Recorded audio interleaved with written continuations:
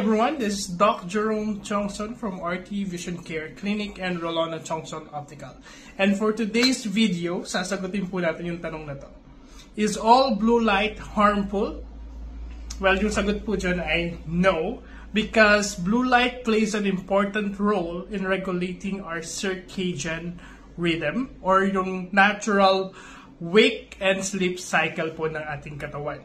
And having an adequate or enough exposure to blue light during daytime promotes alertness and awakeness, which enhance our daily work performance, improve our moods, and support a healthy memory and cognitive function. So yun po yung nagagawa ng blue light sa atin. Kaya hindi po lahat ng blue light ay harmful po sa atin. Actually, kailangan din po ng ating mata at kailangan din po ng ating katawan yung blue light. Pero gaya nga ng kasabihan, lahat ng sobra ay bawal. So too much exposure of blue light, especially at night, can cause problem with our wake and sleep cycle that can cause serious health problem po sa ating katawan. Especially pag kulang po tayo sa tulog, pwede pong bumaba yung immune system po ng ating katawan. So, the sun is the largest source of blue light po. While yung mga gadgets na kagaya ng cellphone, ng tablet, ng laptop, ng iPad, ng LED light, they contribute small amount of blue light lang po.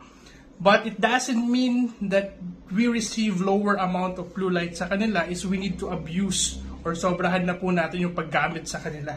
Hindi po ganon. Because we need also to consider yung distance po ng those gadgets sa ating mata at yung time po na pag-spend po natin. Kaya po hindi namin ina-advise as optometrists na sobrang tagal yung paggamit sa gadgets kasi pwede pong mag-cause ng problem po sa ating vision or sa ating mata yung sobrang tagal po na exposure natin sa blue light. So, too much exposure to blue light affects our eyes and can cause the following. Una po is blurred vision. Pangalawa, pwede pong yung headache or nausea or yung feeling na nasusuka ka pero hindi naman. Tapos, eye strain or eye fatigue. Pwede rin po yung dry eyes and retinal damage. Pwede po in the future, pwede magkaroon ng retinal problem po yung ating mata sa sobrang paggamit po natin ng ating mga gadgets. So, how to prevent yung too much exposure to blue light? Una po is limit our screen time, especially at night. Ang recommended po is 2 hours before our bedtime. Kailangan nakaset aside na po lahat ng gadgets natin para yung circadian rhythm po natin ng ating katawan ay mag-work siya.